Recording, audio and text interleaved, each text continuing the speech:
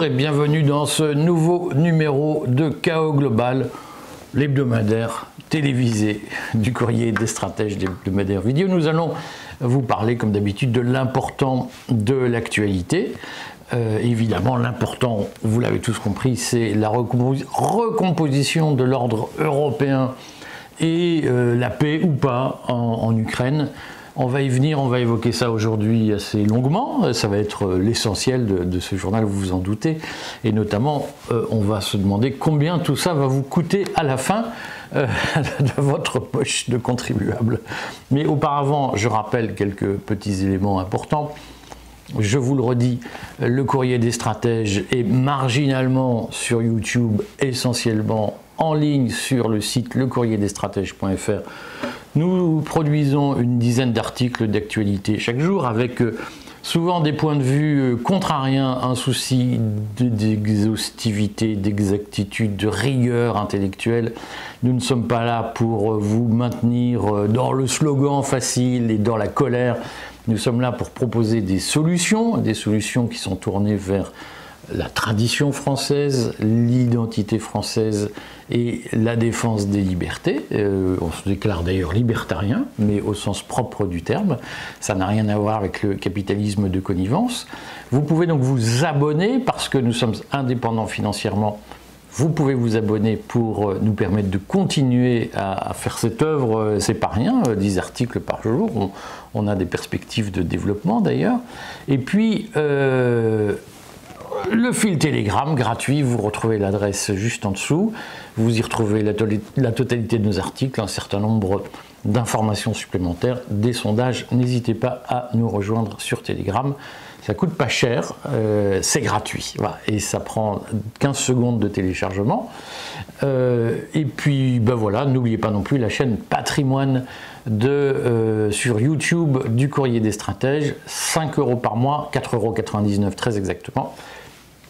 Ça vous permet d'avoir des conseils sur les éléments qui arrivent et notamment, on parlera pas mal cette semaine dans le courrier de la bulle spéculative, des bulles spéculatives qui agitent la presse économique, que ce soit aux États-Unis ou en Chine, et qui pourraient vous mettre tous en position difficile, nous mettre tous en position difficile. Voilà, on va parler Ukraine. Mais auparavant, je voulais faire un petit mot puisque on a reçu un courrier comminatoire d'une certaine Barbara Lefebvre qui dit que tu la diffames en la traitant de nazie. Est-ce que tu peux nous en dire 3 mots puisque c'est l'occasion, on va répondre à Madame Lefebvre formellement, mais c'est une obligation légale, mais est-ce que tu peux nous dire ce qui s'est passé, Edouard ? Alors, dans un article que j'ai intitulé « Netanyahou fait l'union des droites », puisque j'ai constaté que les Républicains, ce qu'on appelle la droite hors les murs, dont Madame Lefebvre fait partie, et le Rassemblement national... Ça existe encore, la droite hors les murs ? En tout cas, elle en a fait partie pendant un moment. Je ne sais pas si ça existe toujours, le Rassemblement national, bien sûr aussi Reconquête, eh bien, sont tous d'accord pour défendre la politique israélienne à Gaza. En fait, le prétexte de mon article, c'était 2 choses. D'abord, le fait que le Jérusalem Post avait fait un long développement, que je cite dans l'article, parce qu'il vaut la peine, disant que le ministère des Affaires étrangères israélien avait décidé d'engager un dialogue avec le Rassemblement national, considérant que ça n'était plus un parti antisémite de leur point de vue. Et d'autre part, je citais l'esclandre qu'a causé, l'émotion qu'a causé Madame Lefebvre, qui passait sur la chaîne I24 et qui a eu des formules extrêmement dures de mon point de vue vis-à-vis des Palestiniens. Et elle a parlé de Gaza comme d'un territoire qui devait être vierge de Palestiniens. Elle a dit qu'ils devaient tous partir et elle a dit qu'il fallait qu'ils aillent se ressourcer ailleurs. Et donc c'est mes réflexes d'historien, effectivement, des totalitarismes du XXe siècle, j'ai trouvé qu'il y avait des parentés très gênantes avec des formules qu'on a pu entendre, aller se ressourcer. Je me suis demandé si c'était une espèce de maoïsme soft, si j'ose dire. Et encore si je n'ai que ça dans son esprit. De rééducation. Gentil, voilà. De rééducation, voilà. Effectivement. Et j'ai réagi en commentant et en disant que effectivement, il s'agissait de faire partir tous les Palestiniens de Gaza. Et j'ai surtout réagi à la formule « une terre vierge » de Palestiniens, parce que pour moi, qui suis historien du nazisme et qui ai certains termes dans l'oreille, eh bien, on disait dans les années 30 qu'il fallait que les territoires soient rein, c'est-à-dire purs, c'est-à-dire vierges, de tous les indésirables du point de vue du nazisme, les juifs, les tziganes, les handicapés et d'autres, et j'ai trouvé le terme particulièrement agressif de ce fait. Voilà, c'est ce que, alors visiblement, Madame Lefebvre n'apprécie pas que je fasse cette exégèse de ses propos. Alors, je vais dire ce que ça m'inspire, c'est que, en fait, moi je suis régulièrement estomaqué par le combat culturel qui est mené par ce que tu appelles la droite hors les murs, dans lequel moi je mets Vincent Bolloré. Voilà, je vais refaire une couche sur C8, parce que on vit quand même cette situation hallucinante où on peut traiter n'importe quelle personne de droite de nazi ou d'antisémite, de nostalgique de Hitler. Ça, on a le droit, autant qu'on peut. Et Madame Lefebvre, sur I24, je pense, elle est dans cet univers où, dès qu'on conteste Israël, on est antisémite, au fond, voilà, on a envie de rouvrir Auschwitz, alors que tout ça ne repose sur aucun fondement. Moi, par exemple, je parle en mon nom propre, je pense que le sionisme est un communautarisme aussi dangereux que le salafisme ou tout ce que proposent les frères musulmans. C'est du communautarisme. Et je ne comprends pas comment certains combattre le communautarisme musulman sans combattre le communautarisme juif. Et le sionisme, c'est un communautarisme. Et le fait qu'on puisse dénoncer le salafisme, mais pas le sionisme, est quand même un sujet. Moi, je suis laïque, je suis contre tout le communautarisme, qu'il soit catholique, s'il y en a, juif ou musulman. Mais quand on dit je critique ça, je sais qu'on me dit ah t'es antisémite, t'es antisioniste, ça on a le droit. En revanche, lorsque certains condamnent, encouragent les massacres de populations civiles avec des propos qui sont en effet très racialistes, c'est-à-dire dire on va ressourcer les Palestiniens, mais ça veut dire quoi ça? C'est une race, les Palestiniens, qu'on doit ressourcer, enfin tout ça est délirant. Ça, en revanche, on a le droit de le dire, et quand on le critique en disant écoutez, vos propos sont une incitation à la haine, ça ne gêne, enfin, tout le monde dit, mais enfin monsieur, on défend la France. Voilà. Ce deux poids deux mesures là, ce droit que certains ont d'utiliser à leur guise la référence au nazisme, c'est-à-dire qu'ils ont le droit de l'appliquer aux autres, mais ils refusent qu'on l'applique à eux, je trouve ça absolument ahurissant. C'est la preuve qu'il y a un problème dans notre justice, parce que tout ça s'appuie en plus sur des jurisprudences. Et donc lorsque Barbara Lefebvre nous dit « je vais saisir mon avocat pour aller devant la 17e chambre correctionnelle pour demander à M. Husson en raison de ses propos diffamatoires », elle s'appuie sur une jurisprudence qui est très inégalitaire. Moi, ce qui me gêne, c'est que ceux-là, Barbara Lefebvre, les Bolloré, les CNews, passent leur temps à dénoncer la justice de gauche, à dire la justice, elle favorise les OQTF, les immigrés, les machins, les trucs. On en a parlé la semaine dernière avec Michel Goldstein de C8. J'ai eu des commentaires sur « mais vous ne dites pas que les juges sont tous de gauche et détestent la France ». Voilà. Et l'univers Bolloré mène une guerre culturelle pour propager cette idée, mais dans le même temps, l'univers Bolloré considère que lorsque la justice favorise son camp, là, il ne faut surtout pas la critiquer, elle est bien. Voilà. Et donc, on va s'appuyer sur des jurisprudences qui permettent de dire « ah, vous avez comparé mes propos à du nazisme, je vais vous faire rendre raison ». En revanche, la même Barbara Lefebvre n'hésitera pas à dire « un tel est antisémite parce qu'il critique Israël », et là, la justice, elle est bien. Voilà. Donc, ce système d'évaluation de la justice à deux vitesses, ça m'insupporte. Et je le redis, lorsque Bolloré dit « faut taper à bout de bras sur les OQTF et mettre tout le monde en prison, et allez hop. En revanche, quand Cyril Hanouna viole la loi en ne respectant pas le cahier des charges auquel Bolloré a souscrit pour avoir C8, là, c'est de la censure, c'est injuste. Et moi, cette vision du monde m'inquiète, je le redis, le fait qu'il y ait des grands groupes de presse en France tenus par des milliardaires qui sont capables de faire croire que lorsque la justice leur est défavorable, elle est truquée et de gauche, lorsqu'elle leur est favorable, tout va bien, ça m'insupporte. Voilà. Je trouve qu'on ne peut pas être un jour pour, le lendemain contre.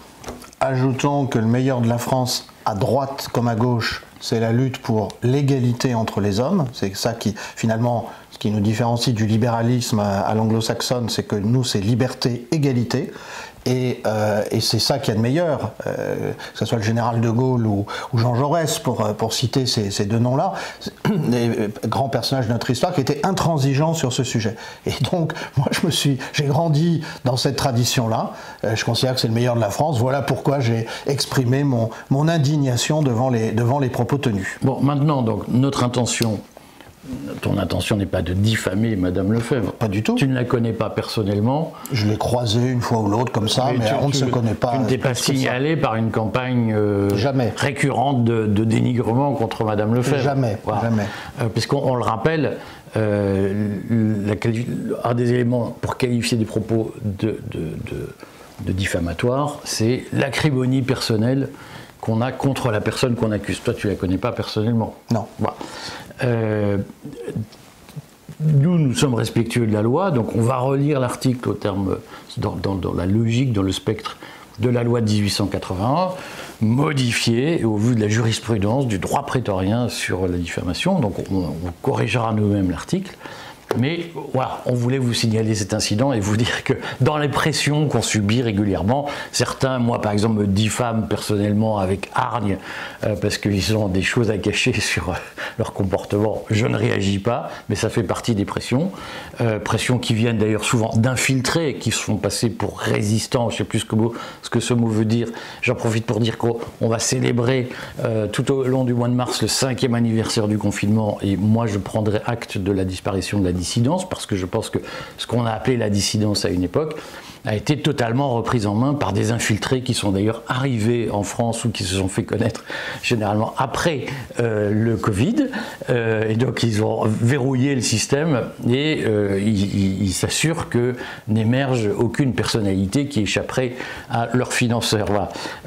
Et donc on va respecter la loi de 1881 et puis on va relire cet article pour s'assurer qu'il ne porte pas atteinte aux personnes. Notre objectif n'est pas de salir les gens quoi qu'il arrive, c'est pas ton objectif. Pas du tout, c'est de critiquer des propos quand il me semble ne pas correspondre à un idéal de liberté, d'égalité et de fraternité. Voilà. Bon, donc on y va.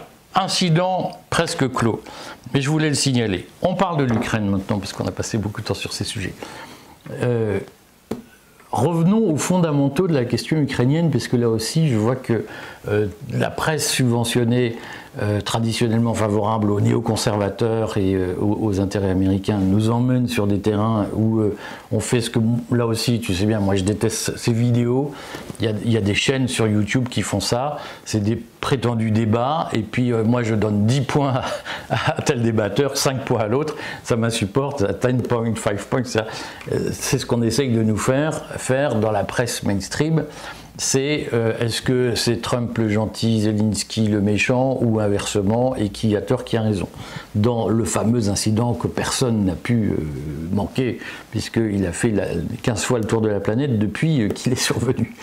Sur le fond, pour en revenir à la question fondamentale, est-ce que l'Ukraine a une chance de gagner la guerre ou pas ? Alors, quand on regarde la situation militaire aujourd'hui, elle est désespérée pour l'Ukraine, objectivement, pour différentes raisons. D'abord, c'est la montée en puissance de la Russie, qui fabrique aujourd'hui des obus, des drones, des missiles, avec les 3-8. Hein. Les usines d'armement russes fonctionnent selon les 3-8. Donc ça nous amène au deuxième sujet. Est-ce qu'un réarmement par les Américains et les Européens pourrait permettre à l'Ukraine de résister à la pression russe? Et en fait, aujourd'hui, on s'aperçoit d'abord que ce réarmement, il est en retard. Enfin, il a été pendant 3 ans en retard parce que les chaînes industrielles occidentales, qu'elles soient américaines ou européennes, produisent désormais moins que les chaînes industrielles russes, en tout cas pour l'industrie de la défense, hein, je parle de l'industrie de la défense. Et deuxièmement, on a quand même fait un gros effort, que ce soit aux États-Unis et en Europe, pour équiper l'Ukraine. Or, ça n'a pas suffi pendant 3 ans. Et troisième facteur essentiel, l'Ukraine ne cesse de perdre des hommes. La disproportion des pertes entre les deux armées devient de plus en plus flagrante. Certains aujourd'hui considèrent qu'elle est même de 1 pour 10, un Russe tué pour 10 Ukrainiens. Allez, soyons raisonnables, 1 pour 5, ça serait déjà gigantesque. Sur le fond, donc ça signifie, selon toi, que le combat est perdu. Mais aujourd'hui, l'Ukraine a perdu quel pourcentage de son territoire face à la Russie? Alors, l'Ukraine a perdu environ 20% de son territoire, en comptant la Crimée et les territoires conquis, on va dire, durablement, par l'armée russe, puisqu'on se rappelle qu'au début de la guerre, l'armée russe était allée jusqu'aux environs de Kiev, puis qu'elle s'est retirée. On se rappelle aussi que l'armée russe s'est retirée de Kharkov sous pression d'une armée ukrainienne à l'été 2022, et qu'elle a repassé le Dniepr, elle est retournée sur la rive gauche du Dniepr depuis Kherson à l'automne 2022. Et donc, on peut dire qu'il y a actuellement 20%. Il y a eu des référendums, je ne m'interroge pas sur leur légitimité, sur leur validité, pour 4 régions qui ont voté, 4 régions ukrainiennes qui ont décidé de devenir russes à l'issue, en tout cas de la proclamation du vote. Et à ce moment-là, il manque un peu de ces territoires à chaque fois. Les Russes n'ont pas tout à fait tout conquis de ces territoires. Donc disons que si on en restait là, on aurait environ 25% du territoire ukrainien. Mais la grande question que tout le monde se pose, c'est au rythme où ça va et au rythme où l'armée ukrainienne actuellement bat en retraite, est-ce qu'on ne sera pas plutôt à 30 ou 35%, par exemple si les Russes allaient jusqu'à Kharkov ou s'ils allaient jusqu'à Odessa? Si je résume le débat houleux qui a eu lieu devant les caméras, on va y venir, entre Trump, Vance d'un côté et Zelensky de l'autre. Au fond, il y a un camp qui dit arrête de massacrer ton peuple, de toute façon c'est fini, il faut savoir arrêter une guerre, surtout quand on la perd, hein, et il faut la perdre le moins mal possible. Et Zelensky dit mais non, continuons à nous battre, on a encore une chance. C'est à peu près ça qui se passe. Oui, alors effectivement, Zelensky par exemple peut arguer du fait que les jeunes gens de 18 à 24 ans n'ont pas encore été mobilisés. En réalité, les retours de terrain qu'on a concernant l'Ukraine montrent que le pouvoir de Zelensky hésite beaucoup à lancer cela, parce qu'il ne sait pas dans quelle mesure il n'y aura pas une révolte, une opposition à la mobilisation. Et il y a aujourd'hui, c'est des choses aussi qu'il faut dire sans animosité, puisque c'est pas du tout pour enfoncer l'Ukraine, mais c'est plutôt par empathie pour la population ukrainienne. Il y a aujourd'hui, chaque mois, il y a au moins 20 000 soldats ukrainiens qui désertent. Parce qu'ils considèrent que leurs chances de survie sont trop limitées. Voilà. Alors, rappelons-nous une chose, par exemple, J.D. Vance, le vice-président, a énervé considérablement Zelensky en parlant des enrôlements forcés. Bon, rappelons quand même que dans tous les pays du monde, à travers l'histoire, un enrôlement, il y a une chance sur 2 pour qu'il soit plutôt contraint.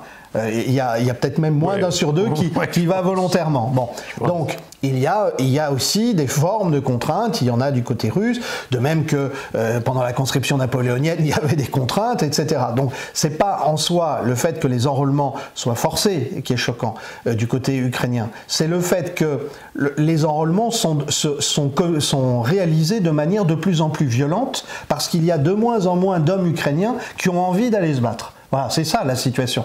Et donc on est là-dessus, et il est difficile de penser que l'Ukraine ait une chance de retourner la guerre. Peut-être qu'il y a 1 an ou 15 mois, certains pouvaient avec des arguments dire il y aura usure de la Russie, la société russe se lassera, etc. C'est là-dessus qu'on a beaucoup compté en Occident. On se souvient des phrases de Bruno Le Maire, on va les mettre à genoux, etc. Et en réalité, vraisemblablement aussi parce que Vladimir Poutine a été assez malin pour ne faire appel au départ qu'à des volontaires ou à des bataillons disciplinaires ou à des bataillons bien spécifiques comme les Tchétchènes, et bien ou à des campagnards. La mobilisation russe a été plus lente, plus indirecte, et elle n'a pas touché de la même manière que la mobilisation ukrainienne l'intégralité des hommes d'une classe d'âge. Il faut dire qu'il y a 145 millions d'habitants en Russie. Ouais. Et qu'il en reste probablement moins de 40 en Ukraine. Tu mets le doigt sur le point essentiel, c'est qu'aujourd'hui, autant au début de la guerre, le rapport était de 3 Ukrainiens face à un Russe, ça, tous les experts l'ont noté, et aujourd'hui, le rapport est de 1 Ukrainien pour 2 Russes en face, à la fois, si on compte à la fois la ligne de front et les troupes qui sont stationnées à proximité de la frontière entre la Russie et l'Ukraine. Donc aujourd'hui, en termes de capacité à mobiliser, la Russie a une supériorité et on ne voit pas, alors entendons-nous, sauf à envoyer des troupes européennes. Mais c'est peut-être là qu'on va arriver à un sujet compliqué. On va en parler dans 3 minutes, mais d'ici là, je note que, puisque je suis une fois de plus effondré quand je lis un certain nombre de torchons de l'OTAN, notamment Le Point, ou des journalistes des beaux quartiers parisiens qui mettent leurs enfants dans les bonnes écoles, sont les premiers à dire aux Ukrainiens allez vous battre. Je pense pas. Jusqu'au dernier Ukrainien. Jusqu'au dernier Ukrainien, parce que je ne pense pas que ces journalistes vont pousser leurs enfants à s'enrôler pour aller se battre en Ukraine. J'ai un petit doute. Et je trouve là encore une fois de plus insupportable ces donneurs de leçons et ces gens qui appellent à l'héroïsme, sachant qu'eux-mêmes ne voudraient surtout pas que leurs enfants y aillent. Alors on va y venir justement, mais avant d'y venir à la position européenne, donc qu'est-ce qui s'est passé concrètement devant les caméras du monde entier dans le bureau ovale de la Maison-Blanche? Alors on a l'impression que Zelensky est allé à la Maison-Blanche un peu à reculons. Son voyage a pris plusieurs jours. Puisqu'on a vu, maintenant on sait quand les avions partent, et alors il a fait une étape en Islande si je ne me trompe pas, puis il s'est rendu ensuite à Washington, et il a fait des déclarations disant qu'au fond il ne croyait pas à un cessez-le-feu. Bon, puis il arrive dans le bureau ovale, et alors là il y a le rituel, puisque maintenant les rencontres sont structurées en 3 temps. Il y a d'abord une sorte de conversation improvisée devant les journalistes dans le bureau ovale, et puis ensuite il y a des entretiens, et puis ensuite, donc des entretiens à huis clos, pardon, et puis ensuite il y a la conférence de presse officielle. Et donc là, ce qui s'est passé, c'est qu'au terme des 50 minutes de la conférence de presse improvisée dans le bureau ovale, ou plutôt après 40 minutes de cette conférence de presse improvisée, il y a eu 10 minutes de dispute qui ont marqué les esprits.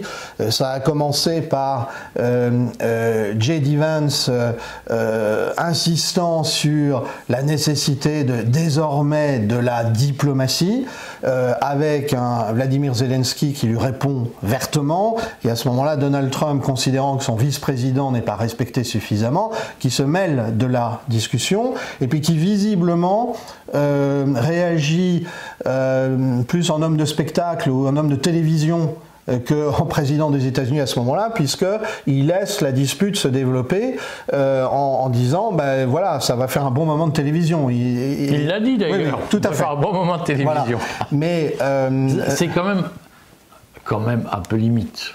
Moi, mon hypothèse, elle est double. Il y a d'abord le fait que Vladimir Zelensky est un homme de télévision, et Trump a voulu montrer que c'était lui le patron comme homme de télévision. Et puis la deuxième chose, c'est que je pense Trump s'adressait indirectement à l'opinion américaine.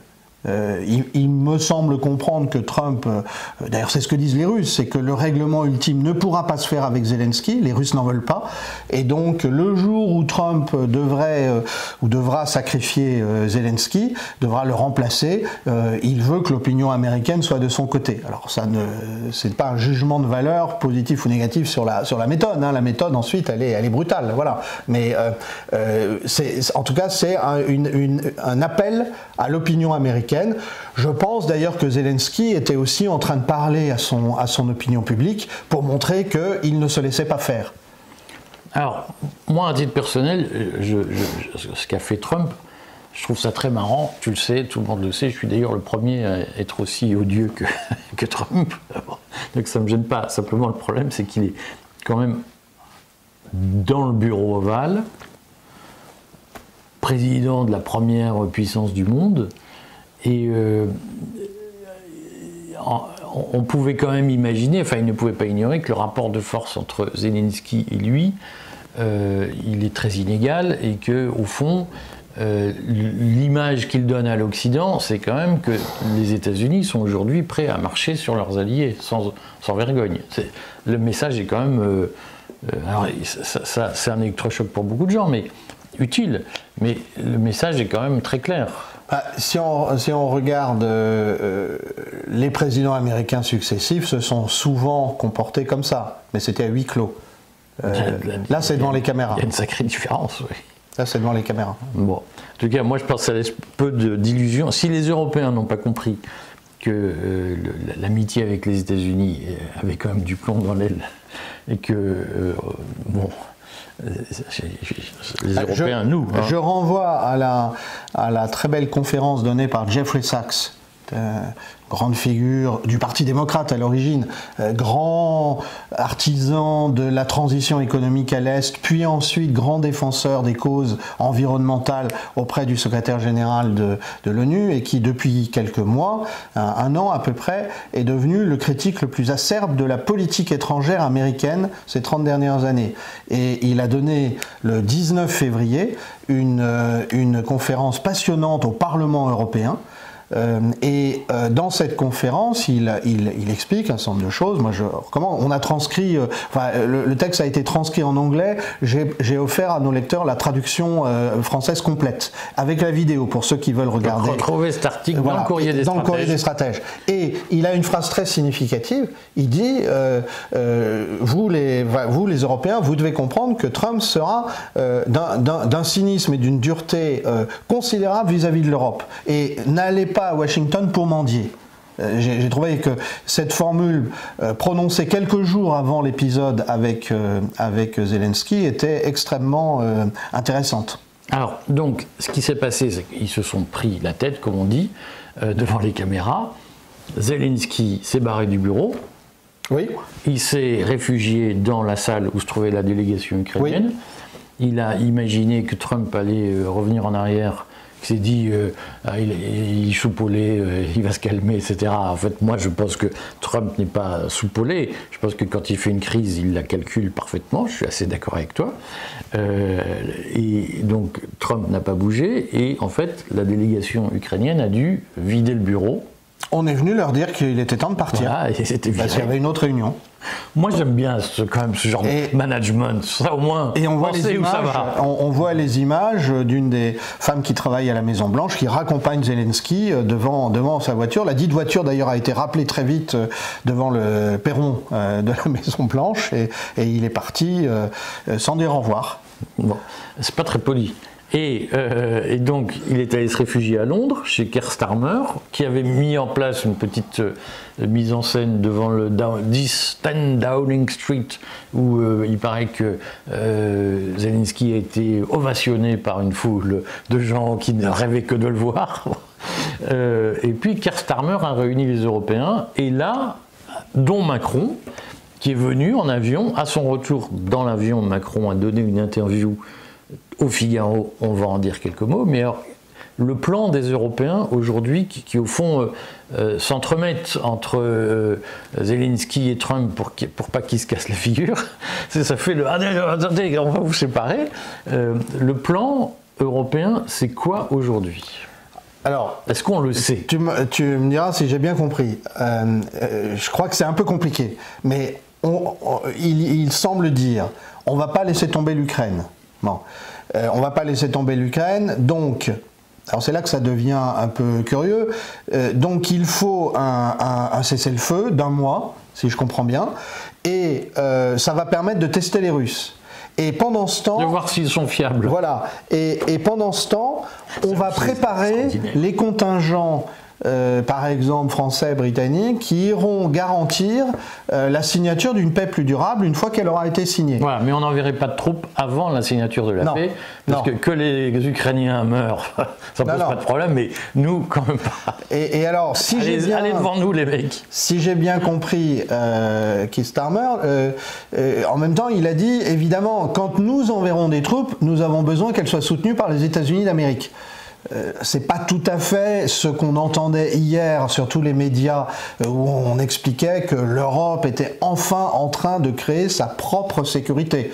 Peut-être que je fais du mauvais esprit, mais j'ai pas compris en quoi le fait de vouloir envoyer des troupes après la signature d'une paix, c'était au fond, ou d'un cessez-le-feu, c'était au fond très différent de ce que les Américains disent, sauf qu'on veut envoyer des troupes, mais avec l'appui américain. Alors, moi, ce que j'ai retenu, c'est que, en réalité, c'est beaucoup moins clair que ça, puisque alors, dans cette espèce de rivalité, puisque c'est Keir Starmer qui est réputé être le plus proche de Trump, plus proche de Trump que Macron ne l'est, et donc Macron a dû se déplacer à Londres, Keir Starmer a joué, c'est moi qui organise le camp européen, et Macron, un peu vexé, a pris Starmer de vitesse en déclarant à la presse un cessez-le-feu d'1 mois, et puis pour voir si les Russes sont des gens respectueux des règles, et quand on sait combien de fois nous on les a violés, tout ça me semble bon, extravagant. Moi je serais Poutine, je leur dirais attendez, vous rêvez, parce que personne ne sait si Poutine veut d'un cessez-le-feu aux conditions européennes ou américaines. On va dire que là il faut aller lire la presse asiatique de langue anglaise. Moi je rappelle à nos lecteurs, ceux qui nous écoutent, que la presse asiatique de langue anglaise, elle fourmille d'informations dépassionnées sur les négociations des uns et des autres, et Poutine n'a pas dit grand chose, mais Lavrov a été très clair, il n'est pas question de contingent européen sur le sol ukrainien. Donc pour l'instant, voilà, on joue du pipeau, voilà. Et tout ce petit monde s'agite devant les médias en disant on prépare un plan européen, mais le problème c'est que ça ne veut pas dire que parce qu'on prépare un plan que Poutine va l'accepter. La politique, c'est un rapport de force. Et donc, moi j'ai retenu que Keir Starmer disait oui, mais l'hypothèse d'un cessez-le-feu d'1 mois, c'est une hypothèse parmi d'autres, et en tout cas ce n'est pas le plan anglais. Donc ça signifie qu'on n'est pas encore là non plus au bout du chemin sur une proposition européenne. Ils ont jusqu'à jeudi pour se mettre d'accord. Alors, on rajoute que jeudi, il y a un sommet européen, et que ce sommet européen, où von der Leyen va commencer à faire du zèle, parce que von der Leyen se verrait bien en grande dictatrice européenne organisant une armée européenne, et qu'elle est à peu près la seule à se voir dans ce rôle, jeudi, il y a un sommet européen où on doit discuter de l'effort d'armement à faire en Europe pour pallier au retrait américain. Alors je donne un petit épisode militaire. Donc le 1er mars c'était avant-hier, dans la nuit du 1er au 2 mars, les Russes ont frappé un cargo qui, je crois, est immatriculé en Suisse, bas pavillon panaméen, sur lequel il y aurait eu des armes britanniques et qui arrivaient sur la côte ukrainienne. Donc, je veux dire, là aussi, il faut regarder en face. On peut dire on va envoyer des contingents, on va faire ceci, on va faire cela. Les Russes ont dit, l'armée russe a dit très clairement ce qu'elle en pensait samedi soir. Et alors, moi, ce que je lis dans la presse des pays d'Asie, et qui peut être une presse japonaise plutôt pro-occidentale ou une presse plutôt pro-chinoise ou pro-indienne, peu importe, il y a une convergence pour dire que effectivement les Russes considèrent les Britanniques comme les plus agressifs à l'heure actuelle à leur égard. Ce qui historiquement, ça se vérifie depuis plus de 100 ans. Depuis la guerre de Crimée, effectivement. Donc on est 1856 de mémoire. 53-56, oui. Voilà. Oui. Je m'ennuie parce que ça fait longtemps que j'ai pas lu de commentaires sur YouTube disant que je suis un affreux anti-soviétique primaire, anti-russe primaire et soumis à l'OTAN ou je sais pas quoi. Donc je vais quand même en refaire quelques-unes pour la route. Mais donc dans la pratique, Emmanuel Macron, dans son interview au Figaro, dit je ne suis pas fermé au fait que la France déploie des armes nucléaires françaises sur d'autres territoires européens que la France. Oui. Alors, moi, on s'est engueulé avec Thierry Messant et toi là-dessus, parce que vous m'expliquez, mais non. Alors, ça, c'est une idée. D'abord, c'est pas une idée nouvelle, elle remonte à François Mitterrand. François Mitterrand est le premier qui a proposé à l'Allemagne d'étendre l'usage possible de l'arme de la dissuasion nucléaire au territoire allemand. Donc ça ne serait pas la nouveauté. Et à l'époque de Mitterrand, il avait été, pour autant que je me souvienne, question aussi de stationner des vecteurs nucléaires français sur le territoire allemand. C'est quelque chose qui a été plus ou moins évoqué. Disons que quand ça va très bien entre la France et l'Allemagne, les Français par enthousiasme disent on va partager ça avec vous. Mais alors la question c'est, est-ce que partager, parce que là-dessus c'est pas exactement ce qu'a dit Macron. Lui ce qu'il dit c'est, si on met des armes nucléaires françaises en Allemagne par exemple, et on a tous compris que l'Allemagne était le sujet central, il dit c'est la France qui décidera de l'utilisation de l'arme, c'est pas les Allemands. Là où on rentre dans une première ambiguïté, c'est que si l'on veut développer ce système, il faut développer notre armement nucléaire, il faut être sûr qu'il est parfaitement modernisé, ça coûte de l'argent. Qu'il marche déjà. Et ça coûte cher, ça coûte des centaines de milliards en fait à investir. Bon, et c'est je pense là qu'il y a une ambiguïté, puisqu'il y a quand même l'idée que les Allemands pourraient contribuer financièrement à un système dont en même temps ils n'auraient pas le commandement. Ça s'appelle l'OTAN. Voilà, sauf que est-ce que la France a la crédibilité pour faire accepter ça par l'Allemagne? Alors, Friedrich Merz, qui devrait être le prochain chancelier allemand, lui, il a quelque chose de plus complet en tête. Il dit il doit y avoir un bouclier nucléaire franco-britannique et l'Allemagne s'y associera, c'est-à-dire qu'elle considérera que ça fait partie de son système de défense. Mais là encore... Et elle payera. L'Allemagne payera. Voilà. Et là encore... Je vais encore dire une connerie. Il faut quand même être sacrément allemand pour inventer un truc aussi compliqué, parce que déjà le parapluie nucléaire français, ça coule pas de source, mais en mettre les Britanniques dans l'eau qui sortirait de l'Union européenne, s'il veut être sûr que ce parapluie soit une fiction, il met les Anglais dedans. Ajoutons en plus que la différence entre l'arme nucléaire française et l'arme nucléaire britannique, c'est que l'arme nucléaire britannique, elle est très dépendante de la technologie américaine et même en fait d'un feu vert américain en cas d'usage. Donc on voit bien comment les acteurs, tout en nous expliquant qu'on est en train de franchir un pas décisif vers une sécurité européenne, en fait ils ne sortent pas vraiment de l'épure de l'après-guerre, ils essayent de trouver quelque chose parce que Trump a secoué très fort le cocotier, si j'ose dire. Et alors, tout ce que je dis là ne change rien au fait que, effectivement, il serait temps de s'interroger sur une défense française digne de ce nom et qui soit à la hauteur des ambitions des années 60, quand le général de Gaulle voulait que nous soyons une puissance militaire, et lorsqu'il a créé la dissuasion nucléaire, et donc ça pose un certain nombre de questions, à commencer par ce que ça coûte, et donc les conséquences pour le budget de l'État. Si on développe l'armement, eh ben, il faudra qu'on mette moins d'argent ailleurs, parce que l'argent on va pas le créer comme ça, et donc ça c'est la première chose. La deuxième chose, c'est que il faut quand même, je veux dire, l'arme nucléaire, c'est une arme de dernier recours.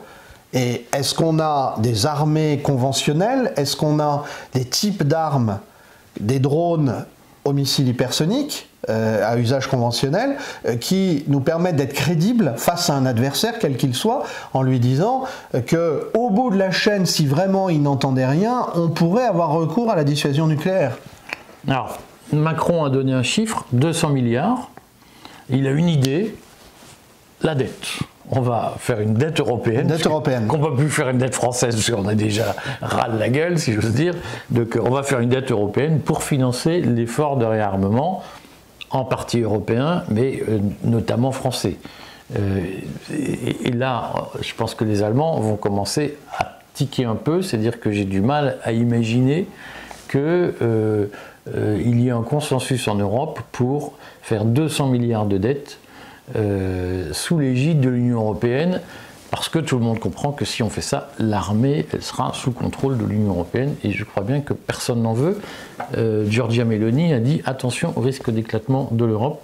Moi je pense que ce sujet pourri va être à cause de l'éclatement de l'Europe, parce qu'il y a un certain nombre de pays qui n'ont absolument pas envie de rentrer dans un système où l'Union européenne financerait leur effort de défense. Ils vont préférer rester sous le parapluie américain. On s'est pris la tête avec Thierry Messin et toi sur le sujet. Je ne vais pas reparler de la Pologne, mais je pense que la Pologne sera de façon obsessionnelle convaincue qu'il faut un maintien du parapluie nucléaire américain, et que donc on va avoir un vrai sujet de dispute au sein de l'Union européenne entre ceux qui voudront rester dans le bloc OTAN et ceux qui vont se dire on pourrait faire autrement, mais ça suppose de s'endetter, et je ne suis pas sûr que tout le monde accepte. Enfin, il va y avoir un sujet de fond. Une de mes hypothèses sur l'esclandre de la Maison-Blanche, c'est que Donald Trump a laissé, je ne sais pas s'il y avait une intention, mais il a laissé monter la sauce parce qu'il voulait faire apparaître les divisions européennes. Moi, je pense que c'est très clair. Il faudra voir dans la durée ce que ça donne, sachant qu'aujourd'hui, je lisais et le Financial Times et le Wall Street Journal, qui ont des titres extrêmement violents contre Trump aujourd'hui, disant le mythe de l'âge d'or américain, les marchés commencent à douter de l'âge d'or américain promis par Trump, les marchés ne croient plus aux menaces de Trump sur la mise en place de barrières protectionnistes, et c'est un risque systémique parce que s'il les met réellement en place, il y a des risques de variations violentes et de crise générale. Donc aujourd'hui, il y a quand même un climat où si Trump veut faire éclater l'Union européenne, il est aussi très contesté aujourd'hui par les marchés financiers et par le capitalisme traditionnel des États-Unis. Autant les géants de la tech sont plutôt en soutien, mais on parle beaucoup de l'éclatement de la bulle Internet aux États-Unis. Donc faites attention sur les marchés, on y reviendra cette semaine. J'ai fait hier une vidéo patrimoine sur le sujet, ne la manquez pas. Mais si Trump veut faire éclater les Européens, rien n'exclut qu'il mette aussi l'économie américaine en danger. Oui, bien sûr. La situation dans laquelle se trouvent les États-Unis, c'est une situation d'affaiblissement structurel du dollar, de mon point de vue. C'est-à-dire que, alors, on peut regarder le taux de change du dollar à l'instant T, mais la réalité, c'est que le risque pour les États-Unis, c'est que le reste du monde commence à commercer dans une autre monnaie que le dollar, dans d'autres monnaies au pluriel d'ailleurs. Parce que contrairement à ce qu'on dit, c'est pas une monnaie des BRICS qui va émerger d'abord. C'est aujourd'hui la Russie et l'Inde échangent dans leur monnaie nationale.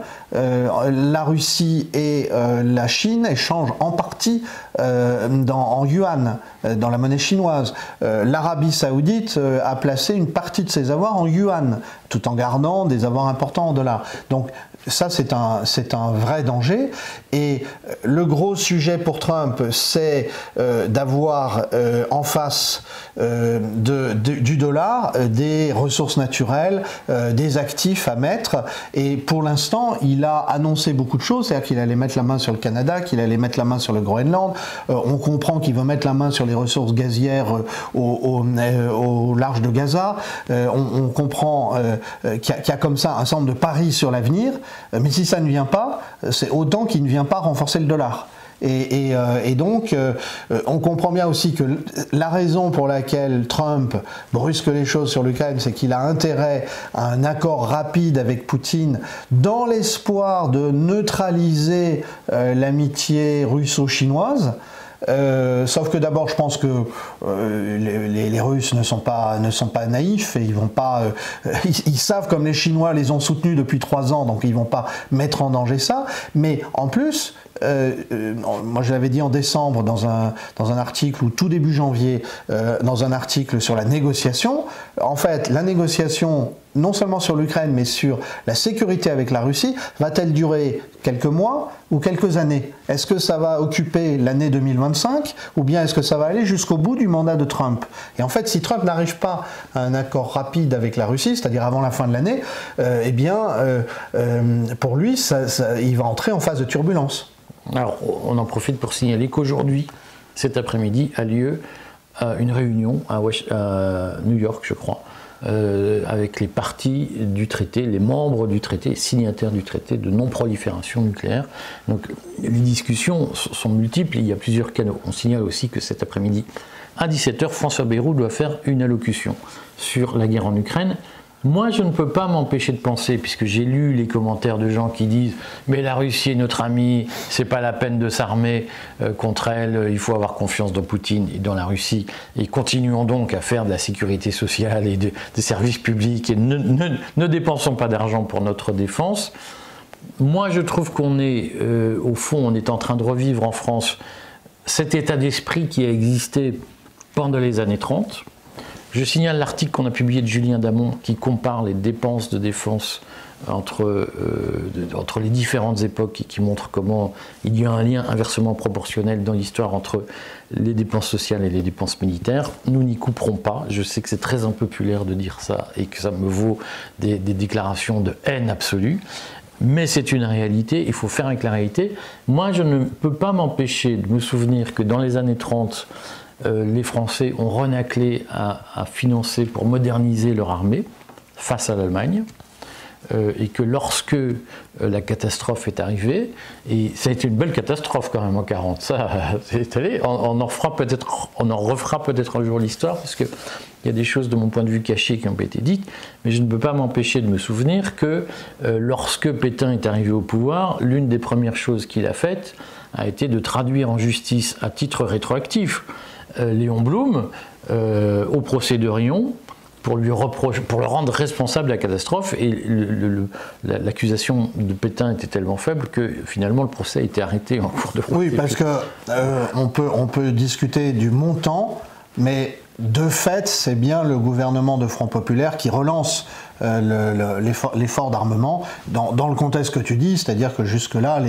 malgré le débat public, le réarmement français était très lent, et Blum a donné une première impulsion.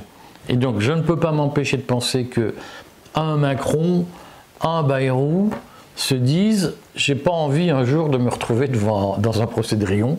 Et donc, ils sont quand même en position, et je voudrais que les Français, ceux qui vont nous regarder, le comprennent. Il y a ce qu'on vit comme contribuable en disant « mais moi je veux pas me serrer la ceinture, on s'en fout de l'armée ». Et puis le jour où la catastrophe arrive, les mêmes qui disaient « on s'en fout de l'armée » sont les premiers à dire « mais qui est le coupable ?» Ah, c'était Macron. Et donc, il faut entendre qu'à un moment donné, le président de la République en France, quelle que soit la personne qui occupe le poste, c'est se dire, s'il y avait un nouveau procès de Riom, qu'est-ce que je répondrais à l'accusation? Et je pense que ça va peser dans la construction des semaines et des mois à venir. Mais je pense que dans le monde qui a émergé, qui est le monde effectivement d'après l'hégémonie américaine, un pays comme la France est susceptible d'être mis sous pression par beaucoup d'autres pays, y compris ses partenaires d'ailleurs. Et que l'un des éléments de notre crédibilité, c'est précisément de refaire notre outil de défense pour d'ailleurs appuyer notre outil diplomatique, puisque nous avons encore cet atout d'avoir un siège permanent au Conseil de sécurité. La réforme de l'ONU sera toujours tellement compliquée qu'il faudrait vraiment le faire exprès pour le perdre. Mais toujours est-il qu'il faut être crédible. En 2003, lorsque Dominique de Villepin s'adresse au monde entier et critique les États-Unis, nous sommes encore crédibles. La question, c'est de savoir ce qui se passe entre, on va dire en gros, 2007 et le début de la guerre d'Ukraine, 2007 et 2022, puisque aujourd'hui, il est bien évident que les gouvernements de Nicolas Sarkozy ont sacrifié le budget de la défense, et François Hollande n'a pas du tout pallié ça.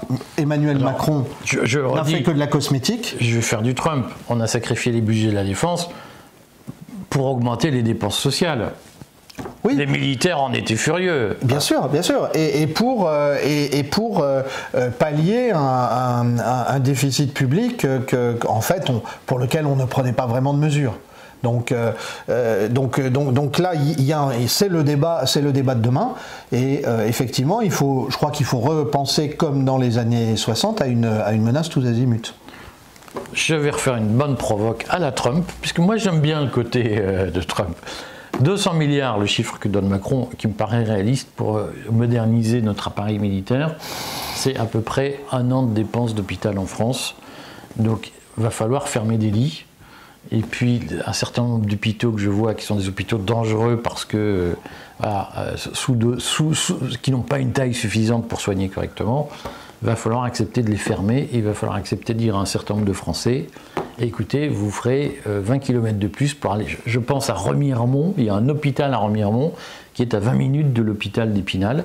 Et à l'hôpital d'Épinal, il y a des morts chaque année tellement on est mal soigné. À un moment donné, il va falloir choisir de fermer un des 2 hôpitaux parce que si on veut une armée efficace, on ne pourra pas continuer à dilapider l'argent public. J'ajoute aussi qu'il va falloir un langage de vérité sur les comptes publics. C'est une banalité de le dire. Enfin, il ne faut pas faire comme la dernière loi de programmation militaire où on reprend des choses déjà dans les tuyaux et on les remet, et on les remet dans une belle addition pour dire, vous voyez, l'effort qu'on fait. Et ça, c'est une des grandes spécialités de l'État depuis au moins 20 ans, puisqu'on veut à la fois montrer qu'on fait un effort et puis en même temps, on réutilise ou on se sert de crédits qui n'ont pas été utilisés. Donc, il va falloir changer complètement cet état d'esprit. Ne manquez pas nos autres émissions de cette semaine. Alors, toi, tu es reçu au Vatican cette semaine. Je vais au Saint-Siège, oui, tout à fait. Classe. Donc, théoriquement, mercredi, il y a une émission avec Thierry Messon. Je suis sûr qu'on parlera aussi un peu du destin de Gaza, dont on ne parle plus. Et de la Cisjordanie. Il ne faut pas oublier la Cisjordanie, parce que le comportement de l'armée israélienne en Cisjordanie est extrêmement brutal. Il y a des déplacements de population, et tout le monde croit que parce qu'il y a un cessez-le-feu à Gaza, il ne se passe rien en Cisjordanie. Sachant que les Israéliens bloquent l'aide humanitaire à Gaza depuis hier. Donc on en parlera sans doute avec Thierry. On aura une émission avec Michel Goldstein, on en a fait une première. Eric et Michel, ne manquez pas parce que c'est un autre ton que l'émission avec Édouard. J'aimerais bien qu'on fasse quand même des émissions un peu approfondies sur la question de la défense européenne, sujet rébarbatif, mais enfin vous voyez qu'à un moment donné il va peser sur votre poche de contribuable et donc c'est important d'en parler. Et puis on a quelques autres surprises en stock pour vous. Ne manquez pas Ulrike Reixner jeudi matin, bien évidemment. À très bientôt.